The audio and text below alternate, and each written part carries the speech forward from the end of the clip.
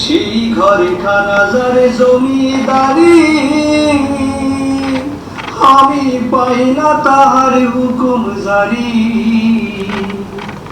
আমি পাই না জমিদারের দেখা,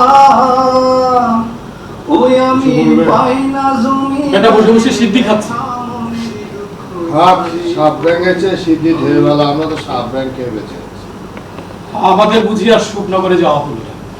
আমাদের সুখের পাছা দিয়ে ওই মাঝি বেটা আস্ত বাঁশ ঢুকিয়ে দিয়েছে, তাও আবার যেমন তেমন বাঁশ নয়। এক অদ্ভুত মানব জাতের মাঝি, কিন্তু অথার ঠমক ঠমকের কর্তৃ। আমরা যাব কেমন করে? আরো বেশি করে ভাবতে হবে, কোনো না কোনো পথ নিশ্চয়ই খোলা আছে। মন বলছে মাঝি বেটা আইনস্টাইনের চেলা খেলার কোনো বংশধর হবে। একে তো নাস্তিক, তার উপর মাথায় জ্ঞানের ভান্ডার নিয়ে বসে আছে।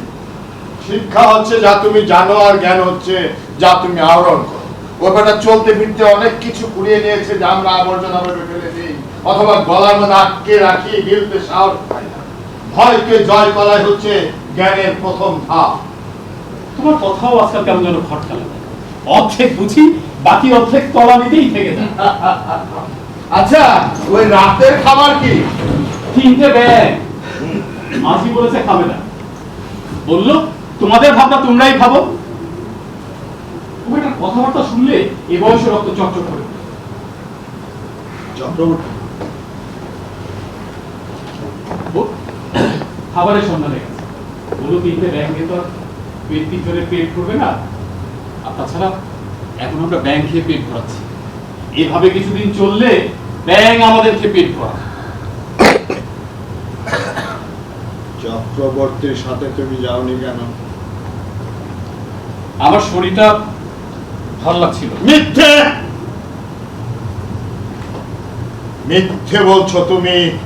সত্যি করে বলো, চক্রবর্তীর সাথে তুমি যাওনি কেন? এই কদিন তো আমরা দুজন করে খাবারের সন্ধানে বেরোতাম, হয় তোমার সাথে আমি, নয় চক্রবর্তীর সাথে তুমি। আজই প্রথম ব্যতিক্রম ঘটলো। বলো, চুপ করে আছো কেন? তুমি যদি মাঝির সাথে চলে যাও। তোমার ভিতরে সন্দেহ মাথা বেঁধেছে। তোমার বাকি জীবন